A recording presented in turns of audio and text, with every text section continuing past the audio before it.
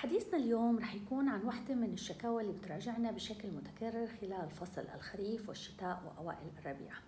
حديثي رح يكون عن السعال. معكم دكتورة رزان طائف، طبيبة اختصاصية بأمراض الأطفال والرضع وحديثي الولادة. هل السعال مرض؟ الحقيقة أنه لا، السعال هو وسيلة دفاعية من وسائل دفاع الجسم، بمعنى أنه إحنا في عنا مستقبلات موجودة بالجهاز التنفسي بدءا من الأنف حتى نهاية الشجرة القصبية. هاي المستقبلات تحسس لوجود أي أجسام غريبة، فيروسات، جراثيم، زيادة بإفراز المخاط، أجسام مستنشقة، وكمان هي حساسة لوجود أي ضغط ناجم عن وجود سواء جسم أجنبي أو تورم يضغط على أي منطقة من الشجرة القصبية. ولما بتتحرض بأي من هي المثيرات بتقوم بإرسال تنبيهات لمركز السعال اللي موجود بالدماغ، واللي بدوره بحرض عملية السعال، واللي بيكون الهدف منها هو تنظيف الشجرة القصبية وإزالة هاي الأمور اللي ممكن إنها تكون مسببة للأذى. هيك بنستنتج أنه السعال هو عبارة عن عرض وليس مرض، وهو عرض مرافق للعديد من الأمراض اللي ممكن تكون أمراض بسيطة وخفيفة وعلاجاتها بسيطة، وبعضها ممكن أنه يحتاج علاجات أكثر نوعية. مشان هيك نحن ما لازم يكون هدفنا هو إيقاف السعال وتثبيط السعال، وإنما المفروض يكون الهدف هو معرفة المرض اللي خلف السعال واللي سبب السعال ونوجه علاجنا له. أهم أسباب السعال عند الأطفال هي الإنتانات التنفسية، سواء الفيروسية أو البكتيرية، التهابات الجيوب، سيلان الأنف الخلفي، التهاب البلعوم، التهاب الحنجرة، التهاب لسان المزمار، التهاب القصبات، ذوات الرئة، استنشاق الأجسام الأجنبية، والربو القصبي طبعا. وأحيانا بيكون السعال هو عرض لمرض خارج الشجرة القصبية ولكن يؤثر على الجهاز التنفسي، مثل السعال المرافق لقصور القلب والسعال الناجم عن القلص المعدي المريئي والمؤدي لتكرر استنشاق للمواد. هاي ببساطة معظم أسباب السعال، لكن ما بدنا ننسى أنه بمعظم الحالات سبب السعال عند الأطفال بيكون الإنتانات التنفسية بنوعيها العلوية والسفلية. كأهل شو فينا نساوي إذا بدأ الطفل بالسعال؟ الحقيقة إذا بدأ الطفل بالسعال فينا نحن مبدئيا نستخدم بخاخات الأنف المحتوية على الماء والملح للتخفيف من السيلان الأنفي إذا كان موجود، لأنه غالبا بيكون هو أحد الأسباب المحرضة للسعال.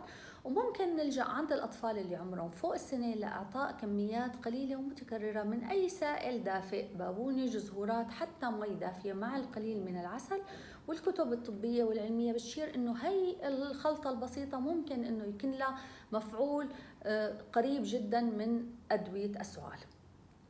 طبعا بدنا نخفف من المواد المحرضة على السعال إن وجدت، مثل تلافي جو التدخين، مثل تلافي الروائح المخرشة، استعمال مواد التنظيف بكثرة، أو استعمال المعطرات والأمور الثانية اللي البخور مثلا اللي ممكن إنها هي تكون سبب في تحريض السعال عند الطفل.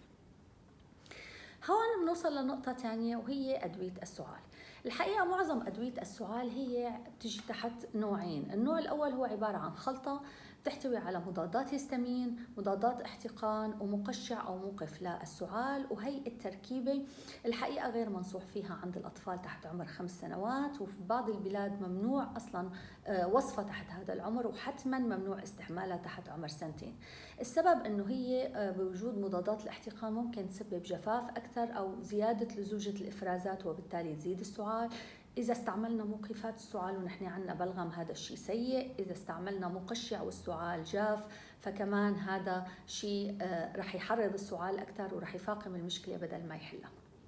الخط الثاني من أدوية السعال هي صار متعارف عليها اللي هي الأدوية النباتية، واللي ممكن يكون المركب الرئيسي فيها هو نبات الزعتر البري أو بعض النباتات الأخرى. وهون بحب شير لنقطة إنه مو لأنه الدواء نباتي فينا نستعمله بشكل عشوائي وإمتى ما إجا على بالنا ونعطيه لأطفال عمرهم يوم ويومين. حتى الدواء النباتي يجب استخدامه بإشراف طبي وبكميات تتناسب مع عمر الطفل ومع وزنه، وهل هو مسموح أصلا بهي الأعمار ولا لا. إمتى لازم نراجع الطبيب؟ الحقيقة أي سعال عن طفل تحت عمر 6 شهور لازم نشوف الطبيب. السعال المترافق بترفع حروري شديد، السعال المترافق بزرقة شفاه أو زيادة بالجهد التنفسي، السعال اللي عم يفيق الطفل بالليل من النوم وعم يمنعه من الراحة، السعال اللي مترافق بوزيز أو السعال الضباحي اللي صوته غريب وخشن. طبعا إذا ترافق السعال بسيلان لعاب وعدم قدرة على البلع وتناقص بكمية تناول الطفل للسوائل، هون كمان لازم نشوف الطبيب. السعال المترافق بوزيز، السعال اللي بيبدأ فجأة بعد ما كان الطفل عم ياكل أو عم يلعب بألعاب فيها أجزاء صغيرة، هون نتوجه لاستنشاق جسم أجنبي. هي من الحالات الإسعافية اللي لازم نراجع فيها الطبيب. طبعا معظم الحالات مثل ما قلنا هي تابعة للإنتانات التنفسية العلوية، ومعظمها ما بتحتاج لعلاجات لفترات طويلة وبتكون شفاء تام، لكن في حال استمر السعال لفترات أطول فيفضل أنه نحن نراجع الطبيب ونتأكد من السبب اللي كان من وراء السعال لنحط التشخيص الصحيح ونعالج بطريقة جيدة.